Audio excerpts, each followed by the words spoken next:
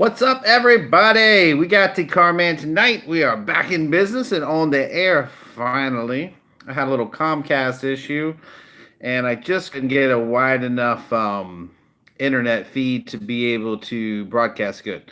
Anyway, long story short, tonight we are going to be talking about understanding the run rate or the budget inside you're trying to work with, because I got this. I got hit up on something similar to this about 3 different times in the last 6 days.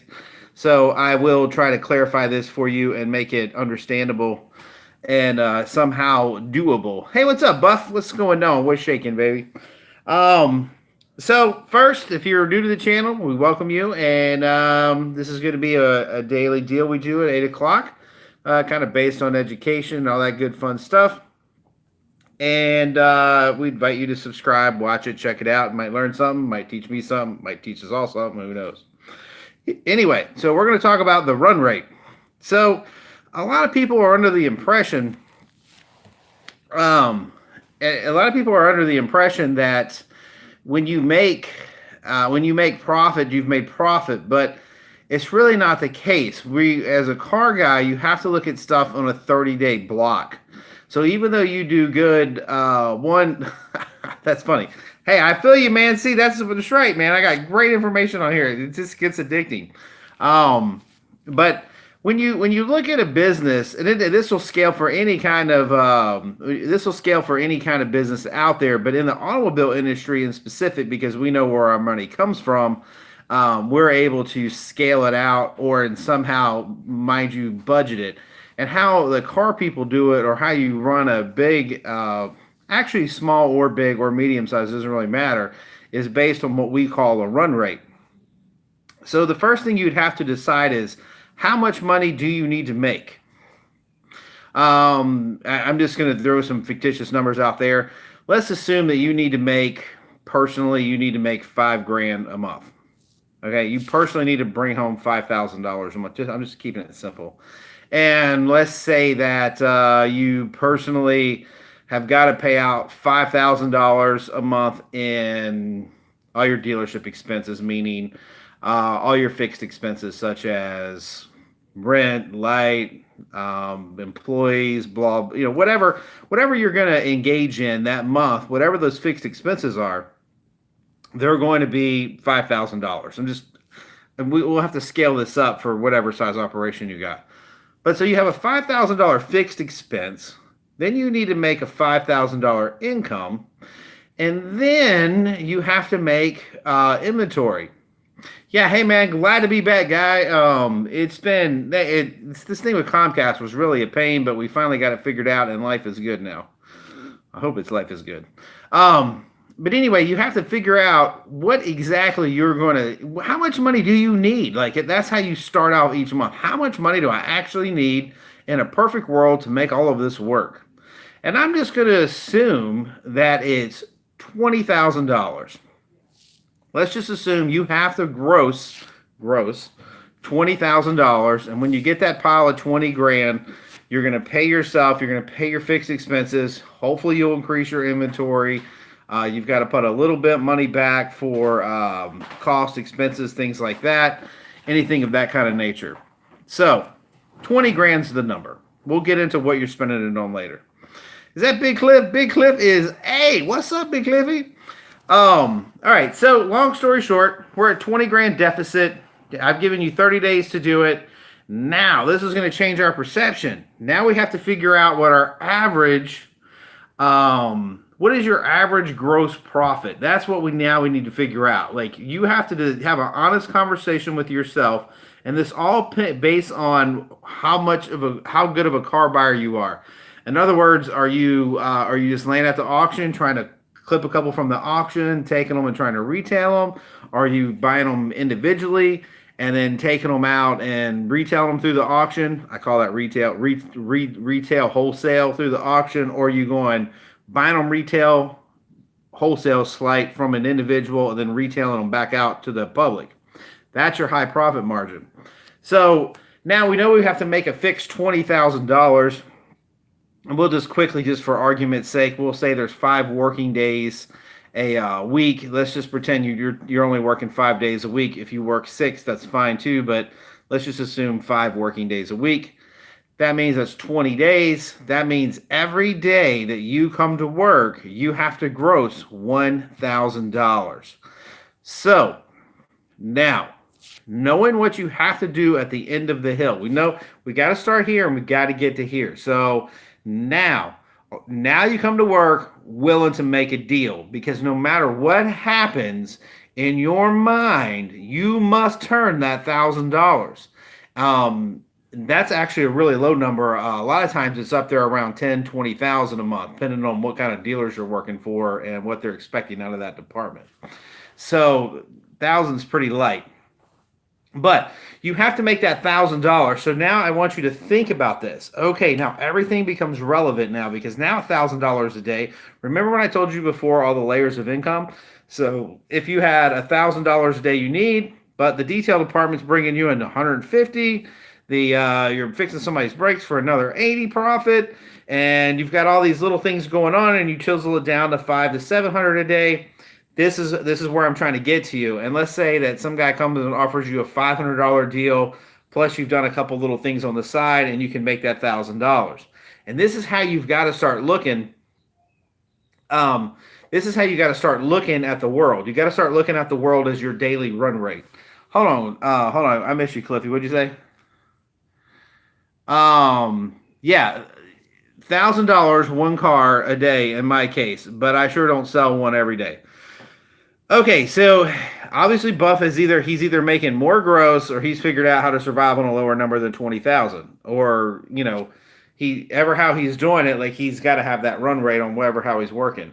So what I'm trying to tell you guys is this: that run rate is so important that as a big dealer, when I sit down and I'm at a profit and loss at the end of the month, I'm not even surprised at what it is, because I know that it was all based on my run rate right off the beginning. Like, every day for 20 days, as the month progressed, I had the same meeting with my sales managers, and I'd be like, you need 12 deals, you need 8 deals, I need them by this time, blah, blah, blah, cash out, cash out, cash out. You got to keep the train moving. You got to go, you got to work, you got to put the balls to the wall, you got to make it happen.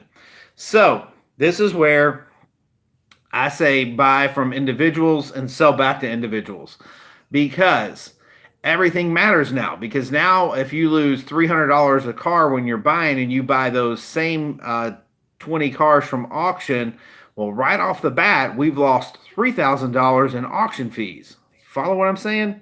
Now that takes your run rate down $300 a car. So now, instead of you needing to produce $1,300 a copy over what the car's worth, now you only need to produce $1,000. You feel me? Because you get to keep that $300. Same thing if you're wholesaling back out. So that's why you want to eliminate vendors in the middle, and you want to keep everybody's hands out of your pockets. Nobody's allowed in the cookie jar. Period. The end. But yeah. Well, yeah, you are saving hours of previewing. And now here's what you can do too. See, you can be flexible if you're going to be auction buying, and here's how you do it. You get to the auction and you buy in volume. So this is where I told you that one of the times before, if you're going to, you need to have multiple streams. So wholesaling needs to be one of your deals. So you need to constantly be flowing cars back to the auction as fast as you're buying them from the auction. Like, if you're going to play the auction game, that's no problem. You can make tons of money at an auction. It's not, you're going to be giving up some profit because of the fees and stuff. But as you become a better and better car buyer, you'll know when you can lay one in there and you can steal it. If you can lay at that auction, you can work it 5-6 hours a day, move to the next auction, work that one 5 or 6 hours a day, so forth and so on. And each day you're picking up 5 or 6 cars. And then next week, anyway, you start rotating around where you're wholesaling 20, 30 cars a week. Dude, game over. You did it. You're fine. I mean, yeah, you're going to be losing your ass on fees, so to say, but you're going to make it up in volume. So then you might pick up on 20 cars. It's pretty conceivable that you'd pick up $5,000 or $10,000, depending on how you bought them. So if you did that a week, you could be doing $5-10 a week, wholesaling the block, and never care when a customer shows up. And you can just put them out there and hope the customer shows up, and you can make even more money. So Whatever how you do it, you just got to have a game plan on how you're going to make the.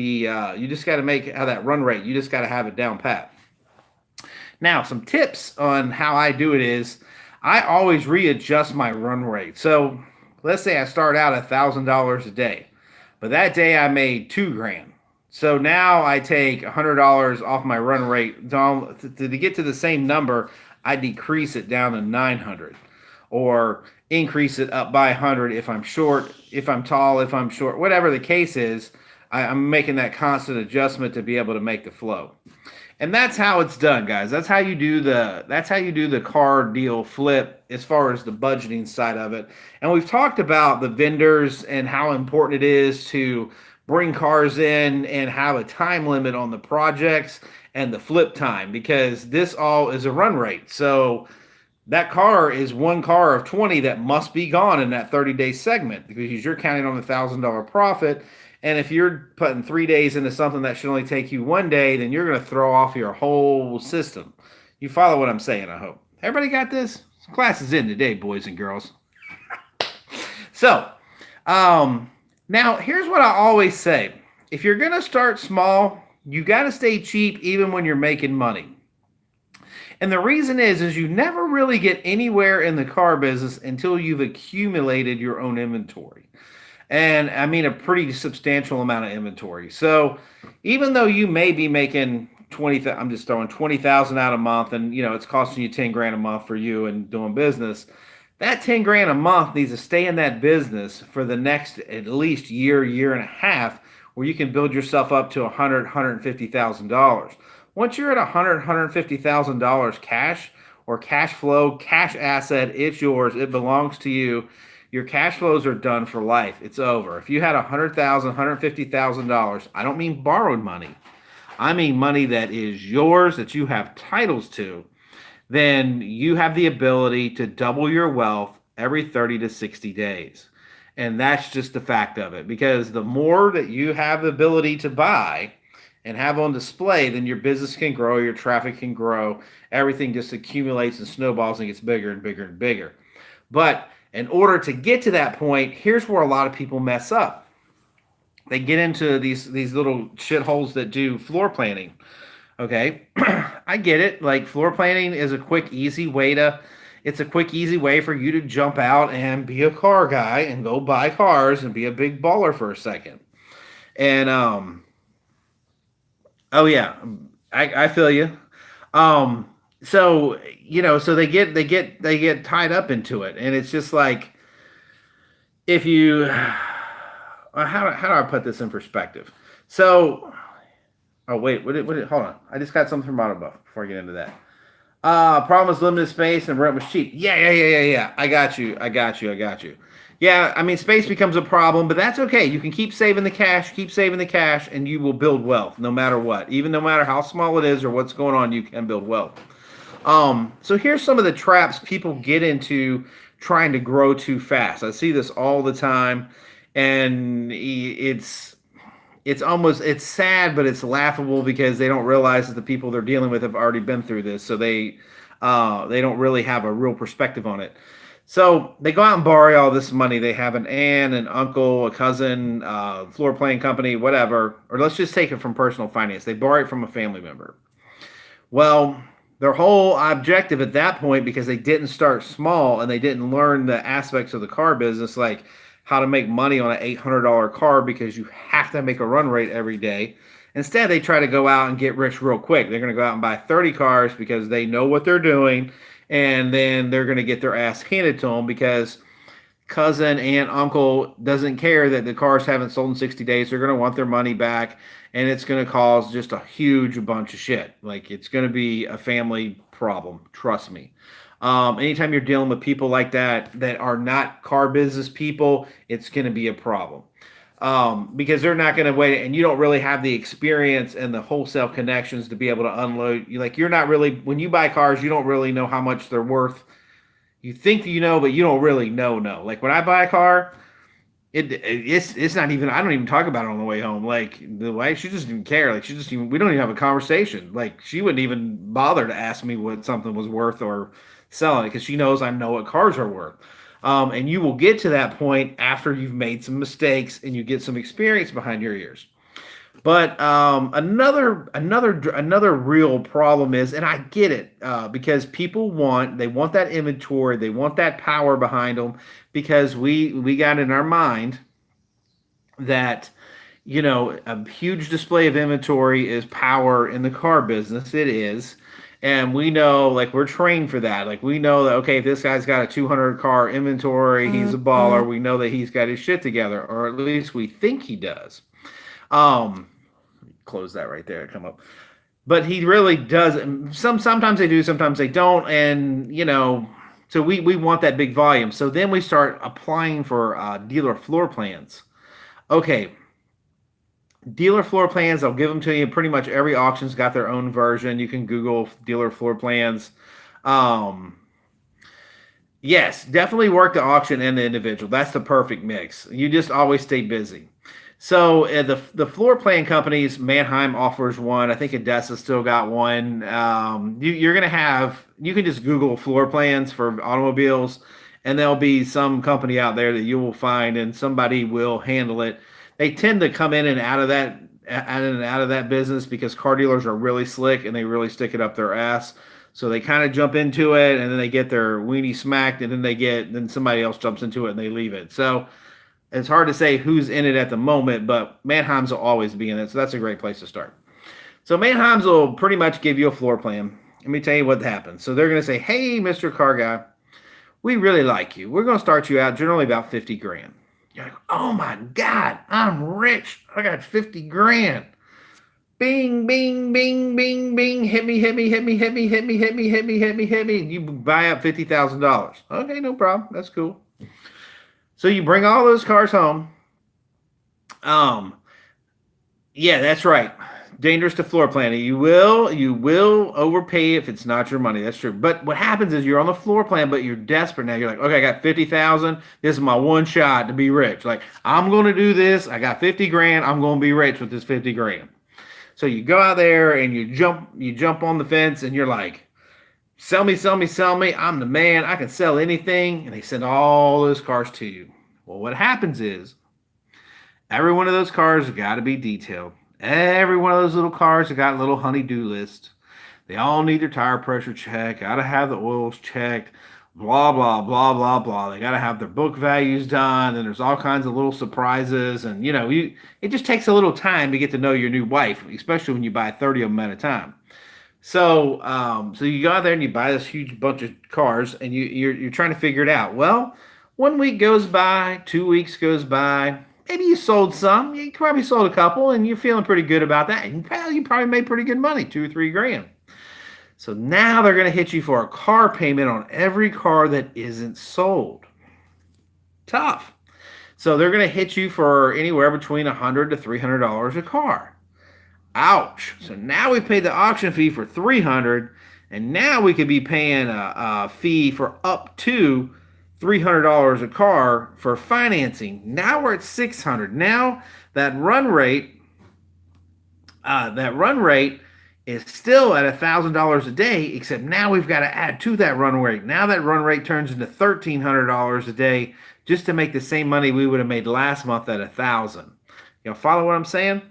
So here's what the floor plan companies do. They're like, oh, he's such a good guy. You don't want to get stuck with those cars. Sit them back through the auction. Okay, all right. Hey, that's a great idea because the payments are due. I don't want to get nailed with everything, so let me just sell them because I'm a great car buyer and I want to just sell them and I won't have no problem. I made my money. Let's roll on. So you got 20 of the 30 left. 20. By the way, selling 10 out of 30, that's a pretty good number for 3 weeks. That's not bad. I'm not knocking you for it. But you got those 20 left. You run them through the auction. Every car dealer there knows that you're trying to avoid the floor plan payment. They all know what you're trying to do. So guess what they're going to do? They're going to be willing to help. And they're going to be willing to put a couple little buy bids in for half to 3/4 of what you paid for them. So then you get desperate and you're like, oh shit, I ain't doing this. And finally, okay, maybe one will break even, on and on and on. Anyway, let's just pretend you sold all 20 cars, boom, that day. Now you've lost another $300 per car on auction fees. Then you've lost all the profit that you just made on the first 10. Okay? But you still have your $50,000 credit. Well, what's happening in the background is that run rate I was talking to you about is still amassing. Now, you've already switched $50,000 worth of cars, you've rotated them, and you haven't done shit because you sold 10, and let's just say you made 20 grand, and then you turned around and sold 30 and lost 20 grand basically. So you're working for nothing. It's a big switch. It's a big one of these. I hope YouTube can't monitor that, but I know you boys understand what I'm saying. The system is designed to jam you up the ass. And that's exactly what they do. Because here's what Manheim's going to do. As soon as you do that, they're going to go, oh, man, you know what? You are the man. Let me give you a free TV or whatever. And they're going to, hey, we're going to bump that credit line up. You did so good paying off your 50,000. Let's turn it to 75,000. You're like, hell yeah. I'm ready to do some car buying now. Now I'm a real car dealer. Okay. But the problem is that accrued $1,000 a day is now going up steadily because you never made it for the first month. Like you have all this money coming in and going out, and you're just basically washing the end. It's coming to this hand and going out the other, and back and forth, back and forth, back and forth. So what happens is eventually they get caught in a trap. Eventually the auction will loan you enough money, and your arrogance will let you buy enough cards. There you go. Yeah, so they'll give you enough money to hang yourself. And basically what's going to happen is there's going to come a day that the auction's going to show up and they're going to take all your shit. They're going to come back and they're going to say, hey, we're calling the floor plan because you're late. You haven't been making payments. Maybe you just sold the last bit you had. They're going to take it to the auction. They're going to sell it as is, where is, doesn't matter what it takes. And whatever's left over, they're hanging you on the bill for. Period. End of story. That's how it works. They never teach you that on the end when they're telling you to be getting and going. They never teach you that you need to build. They never teach you anything about how this really ends up at the end of the day. But it can work for you, but it's like anything in moderation. If you do have a floor plan, say for 50,000, and you're willing to use that for things that you know that you have sold, maybe you have a customer that is looking for, I'm just throwing something out there, a 2005 Honda Accord Coupe, and you just happen to be there, you can put the deal together, you know you got it sold, and you're not really taking a risk. Or you tell somebody, hey, I'll charge you $500 and buy you a car. You can do things to make the auction work for you. I don't mean that you can't. I just mean when they start loaning you money, then the whole dynamics of it changes. Big Cliff just brought up a good point. I don't know if he's joking or not, but a lot of people actually do that. They take their credit cards, take a cash advance on them. And it's actually, if you got really good credit, this works out pretty good because what you can do to start yourself, this is kind of a hustler. This is like hustling 101. You can put yourself a 20 grand advance on a credit card. And even though maybe you have 0% interest for the first whatever, you know how they do those. And then you can keep opening up credit cards to flip them. Exactly. So you could do that. But the problem with the credit card is just like the auction. It's going to catch you. You don't ever want to ruin your credit, guys. That's all you got. So you could do it, and it would get you started, a business line of credit. There's different ways you could get a little bit of money in there, but whenever you start borrowing money from other people, it's kind of like you start working for nothing. It is like you start working for nothing. And then I worked for a guy one time. This is to give you an insight. He was a pretty prominent dealer, and he was a Ford dealer. And he was, man, they probably had, I don't know, he probably had 250 new cars on the lot, probably 100 used cars. And he was a minority dealer. And anyway, after the end of the structure, after all of this guy was selling new and used probably 200 cars a month. At the end of the deal, Ford had limited him to a $10,000 a month draw. Now, this is a guy that has a dealership that brand new cars, brand new everything. I mean, a baller. But he was even limited to $10,000 a month because why? What happens is Ford said, hey, we're going to go ahead and floor plan all those used cars. We're going to floor plan all the new cars. After we produce them, we're going to sell them to you and put them on our own credit company. Then you start making car payments on every car we tell you you have to buy. Well, what happens is this guy, and he was a great guy, smart, savvy. I mean, but no matter which way it happens, he couldn't stay ahead of the ball because when he started, he didn't have any money and he started out too big. I mean, the Ford just gave him all this money, and what ended up happening is he had a job. He had the same job as the guy as the porter taking the car around back. He just got paid a little bit more money. And this is the danger you got to work out in your head and in your mind is where how deep you want to get with these people. And I would just suggest if it was me, I would literally, if I was starting out, I would take one car, I would double my money on it, and I would honestly get to where I had 2 cars, 3 cars, then 5, then 10. When I built myself up to 15 or 20 cars, you might have to use somebody else's license, but I would build myself up to a reasonable inventory, 15 or 20 cars that you feel comfortable with. They're all money makers. You took the time, you know they're ready to go. Then proceed forward on how you want to rock and roll. You know what I mean? Like, good. Then you get to the lot. Then you go do this. You go do that. You got a chance to start then. If you jump in this game and you're ahead behind the ball before you ever get started, they're going to kill you. They're going to eat you up. You're going to be part of the history books. You're never going to make it to the front. Or the chances of making it to the front become very slim. And that's why I just send a lot of caution. Use moderation. A lot of these systems we talked about tonight will make you money. Like you can make money off an auto auction. You can make money off using their floor plan. You can make money off credit cards, business loans, all of that. But man, you have to be like leveraged down here, and your credit lines need to be up here. Like you got to be. They just need to be a second thought. You're just using them when you can capitalize on them. You're not using them for a guarantee of income. All right, fellas. All right, so I got to stay on my time cap. So I'm supposed to stay at 25 minutes. I'm at 26 right now. You know how it goes. I getting into this stuff and I just get rolling with it. But anyway, I hope this you can understand it. And if you have any questions about what I'm saying, or you need any help trying to figure out your structure or whatever, and you need me to shoot a video on different specifics on how I'm talking about setting up your daily run rate, I can definitely help you with this. I've been doing this my whole entire life. No big deal.